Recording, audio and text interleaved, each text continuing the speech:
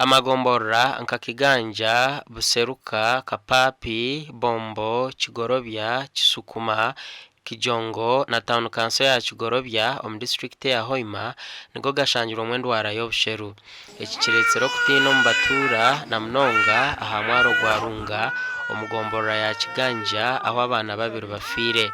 Abraham, no, that's not you.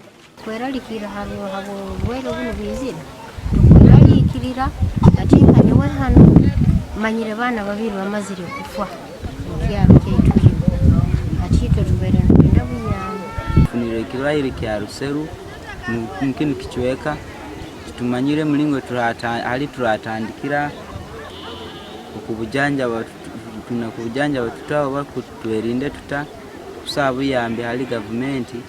Pasco Kolecha chairman wo mu rukagwa kibiro omugombora ya kiganja natekateka ngwendo wareji ekomokiro mu Democratic Republic of Congo ahawa abantu abarukweshiko mu Uganda okurugoko Ruseru kandi burari ubuvuga nabandi baitu bagenzi baitu bakuruga Congo umuntu akugumya na ruga Congo na ija hano mu Uganda katugame karonga ataka reportingire uchamana kimwa kucheka byitu Hoima amaize ko hanyanja ekigambirwa ngo kina kukerendere ya Ruseru rundi mizos petrol field genze kwetegereza embera z'abantu ko kuziri n'indwara bayinga barwaire na bayinga batakarwaire kandi tukole kinka district okujema abana abari hansi y'imyaka 15 ne kutandukanye nchakare kandi kwija kutandikira mu magombora agakiganja